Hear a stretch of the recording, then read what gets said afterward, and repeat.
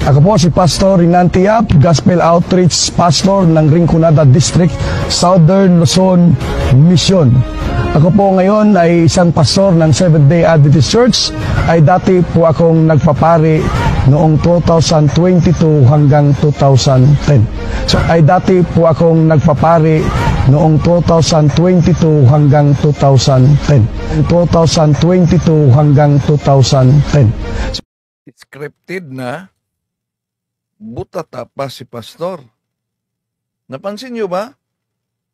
Bago siya naging pastor ng Seventh-day Adventist, dating nagpapari daw siya. Kailan? Noong taong 2022 hanggang 2010.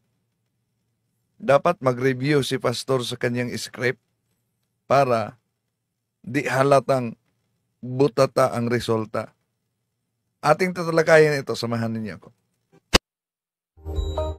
Kumusta? Muli itong inyong lingkod, Brad Wendell Talibong, makasama ninyo sa pagkakataong ito. At itong mga Seventh-day Adventist, kung ano-ano na lang ang kanilang propaganda. Pero, ang resulta, butata pa rin. Imagine, itong pastor ng Seventh-day Adventist na si Mr.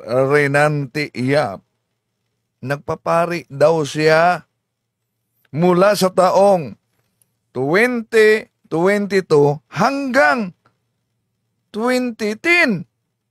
Babay, baliktad ata. Ano ba yan, pastor?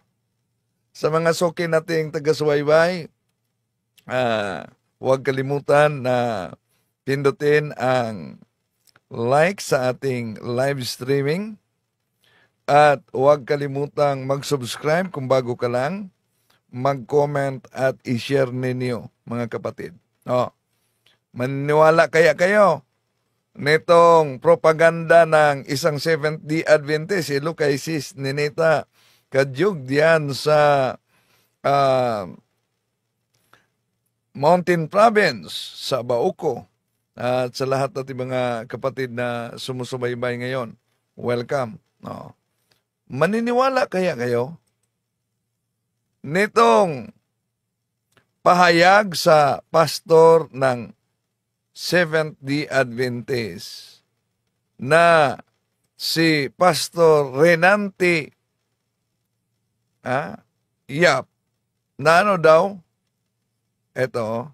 Ako po si Pastor Rinanti Yap, Gospel Outreach Pastor ng Rinconada District, Southern Luzon Mission. Ako po ngayon ay isang pastor ng Seventh-day Adventist Church. Ay dati po akong nagpapari noong 2022 hanggang 2010. So ay dati po akong nagpapari noong 2022 hanggang 2010. 2022 hanggang 2010. See? Dati siyang nagpapari noong 2022 hanggang 2010. Yata na-review ni pastor ang kaniyang parang kinikiliti ako nitong pastor na ito.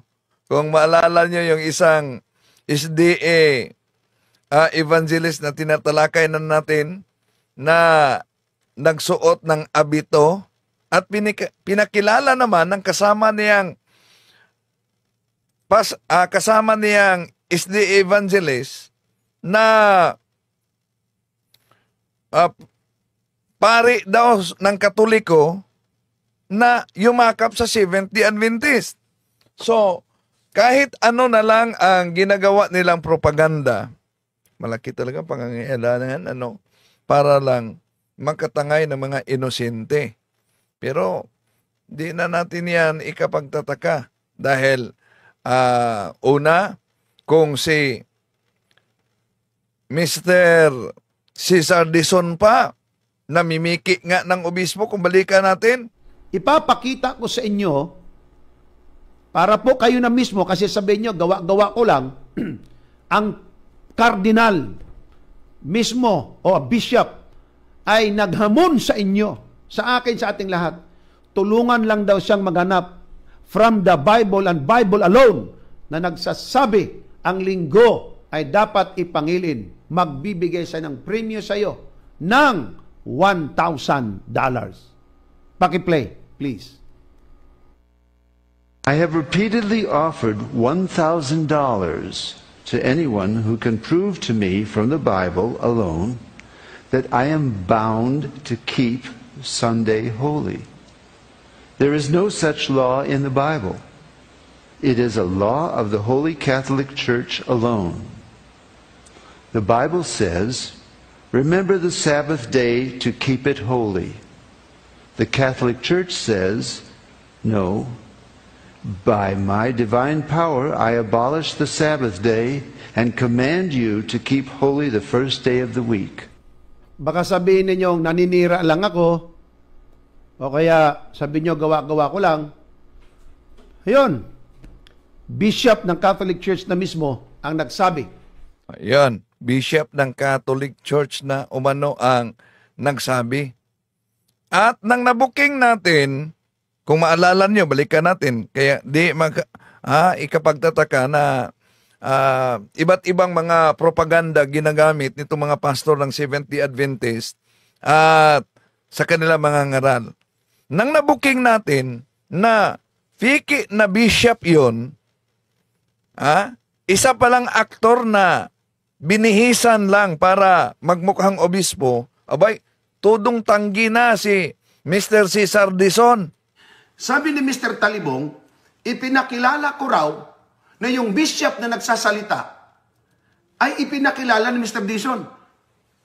Mr. Talibong, hindi ko pinakilala na yung tumayo doon na aktor, yun talaga ang bishop. Ang tinutukoy kong ipinakikilala ko doon ay yun pong sinabi ni Enright na isang priest din po doon na kung saan siya mismo naghamon. So di daw niya pinakilala, di po ba? Napakalinaw yung sinabi niya, bishop na ninyo. Pero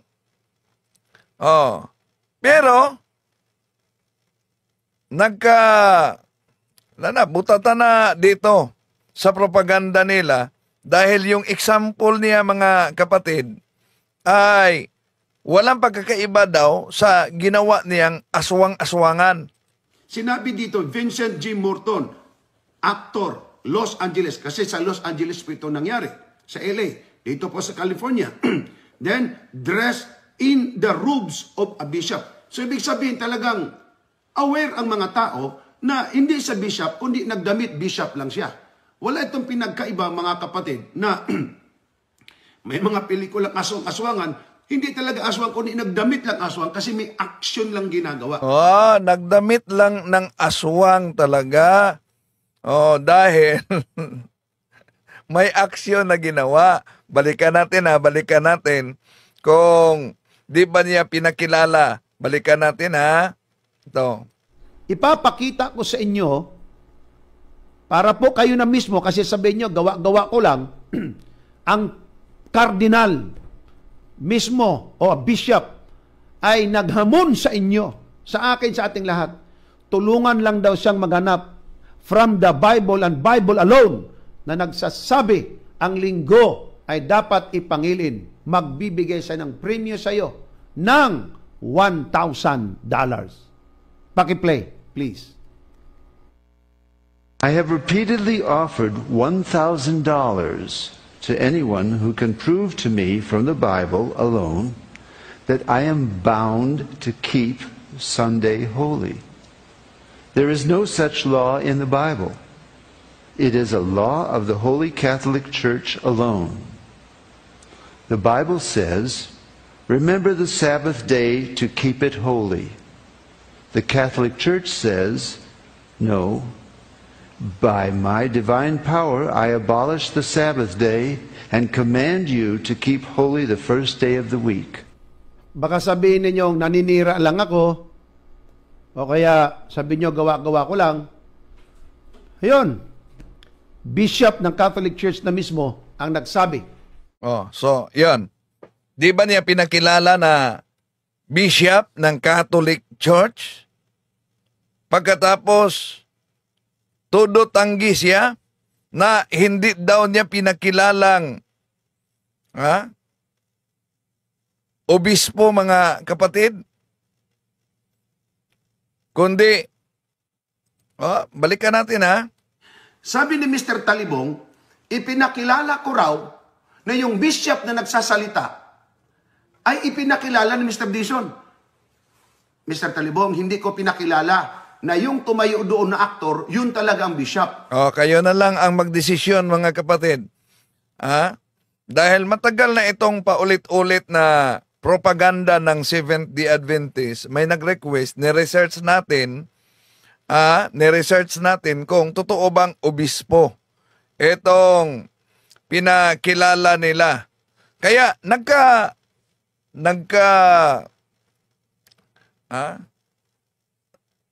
di na alam ni Pastor Dizon kung paano ipaliwanag. Dahil nang tinanong ko, bakit hindi mo sinabi na aktor yon? Ano yung ginamit niyang analogy? Mamangha ka talaga sa ginamit niyang analogy. Bakit hindi niya sinabing aktor yon? Bakit sa una pinakilala na bishop na ninyo? Eto, iwan ko kung maunawaan ba ninyo ang analogy ni Pastor Dizon. Ngayon, ang sabi niya, dapat sinabi ni Dizon na ito ay binihisan lang o nagbihis lang siya, tapos aktor. Ganon sana. Ito ang sabi ni Talibong. Hindi. Mr. Talibong, kung may nakalagay dyan, no entry. Walang taong nakatayo. No entry. Papasok ka pa rin ba? Kumo walang taong nagsabing, oy, no entry to hulihin ka ng pulis. Kung halimbawa, ito nga naman ay one way lang. Ikalawa, ang lalim sa kanyang sagot, di ba? Alam niya kung ano ang tanong ko. Balik natin Bakit di mo sinabing aktor yon? Bakit pinakilala mong obispo yon? Pagkatapos yung analogy niya, no entry at high voltage. Ngayon, ang sabi niya, dapat sinabi ni Dizon na ito ay binihisan lang o nagbihis lang siya, tapos aktor. Ganon sana. Ito ang sabi ni Talibong. Hindi. Mr. Talibong, kung may nakalagay dyan, no entry. Yan. Ito ang sagot niya. Napakalalim, Mr. Dizon? Bakit di mo sinabi, pumunta siya sa no entry? Walang taong nakatayo. No entry. Papasok ka pa rin ba? Kumo walang taong nagsabing, oy, no entry to hulihin ka ng pulis. Ito, ang hirap talaga pag mabulolyaso sa propaganda, Nagkawindang-windang na. Okay. Tuloy natin. Kung halimbawa, ito nga naman ay one way lang. Ikalawa, high voltage. Yan. Imagine, balik natin ang tanong, bakit di mo sinabi aktor yon? Ang sagot niya, pumunta sa no entry at high voltage. Nakuha nyo ba, mga kapatid? Ang lalim, Do not enter. Do not enter daw. Palibasa, walang tao nagsabi sa yung high voltage to, do not enter. Enter ka pa rin, ayaw mo makinig kahit nabasa mo ng placard. So nabasa mo ang placard. Nakuha nyo ba ang paliwanag niya? Bakit pinakilala niya na obispo yon at hindi sinabi na aktor pala yon na binihisan ng abito sa pagka-obispo? Ang resulta, no entry, high voltage. So, binalikan natin ito dahil walang pagkakaiba sa pahayag nitong Pastor Renan Teyap. Bago siya naging pastor ng SDA, nagiging pari daw siya, nagpapari siya. Pero kailan? Taong 2022 hanggang, pabalik ata taong 2010. Ako po si Pastor Renan Teyap, Gospel Outreach Pastor ng Rinconada District, Southern. Ngayon, ang sabi niya, dapat sinabi Ito. ni Dison, Ako po si Pastor Renan Tiap, Gospel Outreach Pastor ng Rinconada District, Southern Luzon Mission. Ako po ngayon ay isang pastor ng Seventh-day Adventist Church.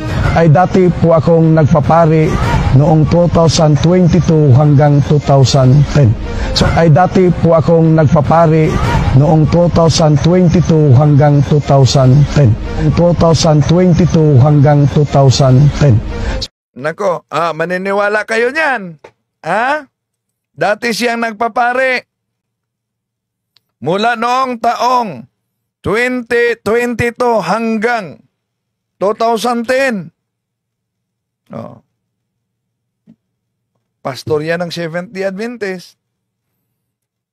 Ganon talaga. Lalo na kung sa Cebuano pa, iyahay na lagpalusot. Tulad itong isang pastor, may video tayo nakuha, Cebuano ito. Ang Panginoong Jesus daw, di sumamba sa pagpasok niya sa templo. Ito, pakinggan niyo ha. Ito. Audio lang muna. Pastor ito ng Seventh-day Adventist. Nga higala, atong tubagon kining seryoso nga pangutana sa atong kanhi igsuon nga nibalhin sa Romano Katoliko. Karon ako nakasabot, nganong nibalhin siya. Wala day siya kaila kang Ginoong Hesus. Ug ngano nga si Ginoong Hesus sumala sa Lucas 4:16, ningadto sa sinaguga o sa simbahan sa matag adlaw ipapahulay sumala sa iyang nabatasan. Ug mauni ang iyang pangutana. Usa sa mga paboritong bersikulo citas sa Biblia. Paborito kaayo ni sa mga Seventh-day Adventist Church, mao ang Lucas 4:16. May pangutana na ko ani sa tanan ng mga sabalista. Lucas 4:16 ingon sumala sa nabatasan ni Lord Jesus Christ, musulod sa sinagoga. Pangutana, aron sa pagbasa o aron sa pagsimba? Igsuon klaro na sa Lucas 4:16, wala si Ginoong Hesus magsimba panahon sa Sabado, kundi ningadto siya sa sinaguga o simbahan aron sa Sa di makaunawa, mga kapatid, sabi ng pastor, malinaw daw, na yung Lucas 4:16, pumunta sa sinagoga, sa templo ang ating Panginoong Hesus, hindi para magsamba. Pero iba naman itong sinabi ng isang pastor, pumunta sa Hesus sa templo para magsamba sa Lucas Kapitulo 4:16. Ito. Nanapoy pangutana ang atong higala nga si Bayamik mga kapaglaom. Ato ning tubagon iyang pangutana kay basin di ay mubalik na ni sa Adventista. Sa Lucas 4:16, sumala sa nabatasan ni Lord Jesus Christ, musulod sa sinagoga, aron sa pagbasa o aron sa pagsimba? Walay mabasa sa teksto ug sa konteksto nga niadto lang siya dito aron magbasa. Kanang pulo nga iyang nabatasan. Buti pasabot mao gina iyang nadakan kay kana iyang mama ug papa si Joseph ug si Mary Hudiyo man na. Unya matag Sabado magid simba ang mga Hudiyo sa una. So niadto gid siya aron magsimba. So sa di makaunawa ng Cebuano, pastor naman ito ng Seventh-day Adventist. Yung Lucas Kapitulo 4:16, ang ating Panginoon Jesucristo pumunta talaga sa sinagoga para magsamba. Yung isa naman na pastor ng Seventh-day Adventist, pumunta ang ating Panginoong Hesus sa sinagoga, hindi para magsamba. Sa naturang talata, ano nga ba talaga? Kaya, walang pagkakaiba sa paliwanag ni Mr. Cesar Dison, di ba? Nakuha niyo ba yung paliwanag niya? Malinaw naman yung tanong ko. Ang tanong ko kay Dison, bakit di mo pinakilalang aktor? Bakit sinabi mong bishop? Ano yung sagot niya? Gumagamit pa siya ng analogy. Pero sablay. Ngayon, ang sabi niya, dapat sinabi ni Dison na ito ay binihisan lang o nagbihis lang siya, tapos aktor. Ganon sana. Ito ang sabi nito. So, kuha niya talaga. Ibig sabihin, nakinig siya sa live ko. Kuha niya, mga kapatid, sabi ni Dinita Kanjong, meron bang taon na paorong? Imagine, 2022 hanggang 2010. Paano yan? Oh. Iwan ko, scripted. Pagkatapos, palpak pa sa kanyang script. Oh. Okay, balik natin ha. Walang pagkakaiba. Itong mga propaganda talaga nila. No? Nagsusuwaga na. Kaya na hayag yung kapalpakan sa propaganda nilang pinakilalang obispo, alam niya napakalinaw ang tanong ko. Inulit pa niya. Ngayon, ang sabi niya, dapat sinabi ni Dizon na ito ay binihisan lang o nagbihis lang siya, tapos aktor. Ganon sana. Ito ang sabi ni Talibong. Hindi. Mr. Talibong, kung may nakalagay dyan, no entry. Oh, so, yun ang sagot niya sa hindi. Hindi naman talaga sinabi niya. Ang sabi niya, narinig niyo man, pastor, obispo ninyo mismo ang nagsabi. Walang taong nakatayo. No entry. Oh, yan. Ganon siya magpaliwanag sa tanong ko. Doon na sa nakasulat na no entry at walang taong nakatayo. Pasok ka pa rin ba? Kung walang taong nagsabing, oy, no entry to ha? Hulihin ka ng pulis. Kung halimbawa, ito nga naman ay one way lang. Oh, ikalawa, high voltage, do not enter. Palibasa walang taong nagsabi sa yung high voltage to, do not enter. Enter ka pa rin, ayaw mo makinig kahit nabasa mo ng placard. Makurinti ka, patay kang bata ka. No. Kuha mo nyo ba yung paniliwanag niya sa tanong ko, mga kapatid? Ang linaw, ano? Ganon ang mga pastor ng Seventh-day Adventist talaga. Yan. At may message, may ipinadala na message dito yung mga kasama nating CFD dahil si Gelier, yung si Seventh-day Adventist na nakipagdebate sa akin, abay may hinanakit. Oh. Di naka-move on sa debate namin. Pero sabi niya, ni-review daw niya yung video namin, una, cross-examination ko, bias. Pangalawa, butata talaga daw ako sa debate. Ito, si Buano, ito mga kapatid, no? Yan, grabe ka clear daw. Panoorin ninyo. Ako ipos ang oras sa cross is bias. Wala yun kalusot imo, Sir Manong Windel. Ha ha ha. Partida. Oh, yun. Si Gilier ay miyembro din ito ng Air Supply. Ang hangin, di po ba?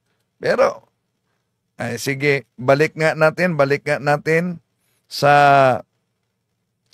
nangyaring debate na sabi ni Gelier. Sabi ni Gelier na nabutata ako sa naturang debate.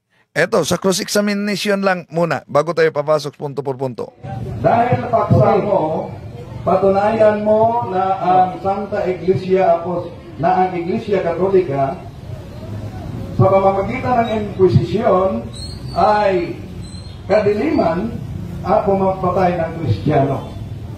Ang tanong ko, una, ito bang Iglesia Katolika na binanggit sa paksa mo? Yun ba ang Iglesia Katolika na binanggit din ni Cesar Dizon na pastor ng Samarista na ang Iglesia Katolika, Seventh-day Adventist? Okay po, sasagot po ako, 1 minute, di ba? Sige, sasagot po ako. Hindi ko po tinatayo si Cesar Dizon, Mr. Talibong. Itatanong niyo po. Counter objection. Okay, wala yung objection. Di daw niya tinatayo si Cesar Dizon una. Bago ka magsabing butata ako sa debate, dapat alam mo na ang primary obligation ng affirmative side is to define the term, every terms of his proposition. Yan.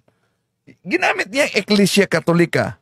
Kaya, ginamit natin yung pahayag ni Dizon na basta, anong sabi ni Dizon? Basta Catholic Church, SDA yan.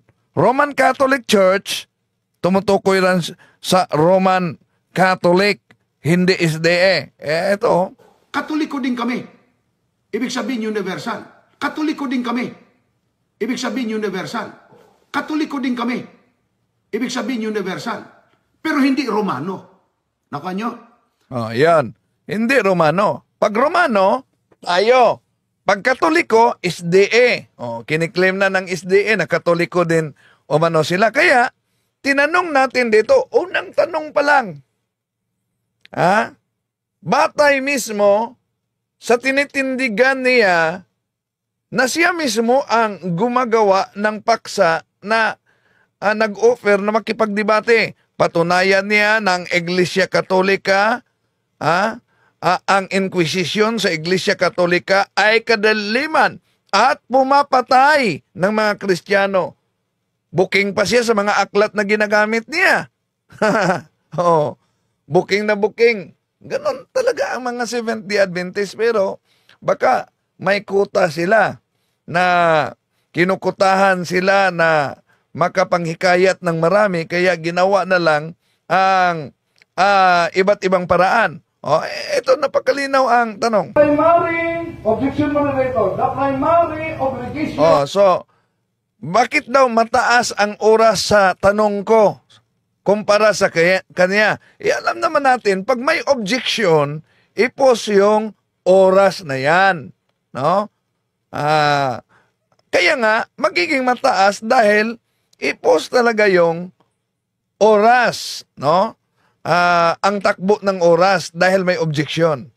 Of the affirmative side is to define the terms of his proposition. At hindi yan nangyari kanina. Kaya tinanong ko siya. Di pa natin natanong dito, ano ang salitang Inquisition? Lalo na pag naitanong natin, ano ang Inquisition sa Latin? Definition of his terms. Ginamit niya ang term Iglesia Katolika. Ang kasama niyang pastor na si Cesar Dizon, dala ko dito, sabi, basta Iglesia Katolika, Seventh-day Adventist yan. Basta Iglesia Katolika Romana, Roman Catholic yon. Kaya tinanong ko siya batay sa definition yan. Okay, ano po ang counter-objection mo to? Counter-objection, ibig sabihin, hindi niya pala kaya, Mr. Moderator, gibahin yung tinatanong ko. Dito, nataranta na si Gilier. Sabi niya, hindi pala kaya gibain ni Mr. Talibong yung tinatanong ko. Hindi naman ako nagtanong. Hindi naman siya nagtanong. Siya ang tinanong. Dito na, para nataranta na si Gilier dito. Nag-counter pa po ako.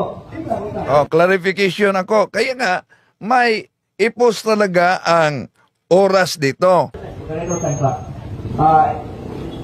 Ipaklaro sa imong counter objection. Ayan sa pagkuhan sa iyang one side. Ipaklaro ang imong counter objection. Dapat i-plasa lang imong counter objection. So, counter objection ko po, Mr. Moderator, dapat tanungin niya ako sa nilatag ko muna. Magtanong po siya doon sa mga, kinayo ko ba? Yun mo lang gigipain niya, huwag siya magdamay ng ibang tao dito kasi hindi ko nilatag si Cesar Dizon. Yan po ang aking counter-objection. Okay, bro. Qualification. Kahit di mo nilatag si Cesar Dizon, kasama mo yung Seventh-day Adventist, then ang proposition mo, may terms, Iglesia Katolika. Kaya dito, pag may clarification, may objection, i-pause yung time.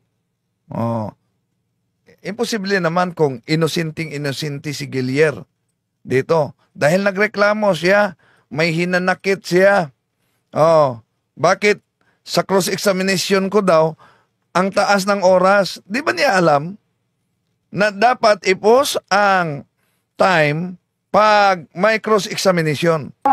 Kaya tinanong kita kung batay sa terms na ginamit mo, Iglesia Katolika. Ayon kay Cesar Dizon, basta Iglesia Katolika, Seventh-day Adventist yan. Iglesia Katolika Romana, Roman Catholic yan. Nasa paksa natin yan. Huwag kang iiwas. Sagutin mo lang. Okay, sagutin mo na lang Yan, po. iniwasan na niya yung paksa. Kaya punta tayo sa term na inquisition. Tanong mo. So ang tanong ko, salitang inquisition sa loob ng Biblia. Okay po, pakisagot po ng kategorikal dahil ang tanong po ni Bro Windel ay kategorikal. Na-research na niya, wala. Dito sa Biblia, indirect siya na may... Meron po, meron. Ang salita inquisition, di siya direct. Di siya direct, pero natupad sa inyong simbahan. Okay. Na-research daw niya pero direct din niya talaga alam na sa Bibliang Protestante may nakasulat na inquisition at may utos ang Diyos kaugnay sa inquisition. Una, alam mo ba na kahit sa Bibliang Protestante may mabasang inquisition at dahil sa inquisition ang mga tao ay binitay sa puno ng kahoy. Alam mo ba o hindi mo alam? Okay bro, kategorikal bro, pakisagot ng kategorikal. Hindi ko po ginamit yung libro mo, Mr. Ayaw niya sagutin mga kapatid dahil yung libro aklat daw, di daw niya ginamit. May inquisition naman yung tanong ko.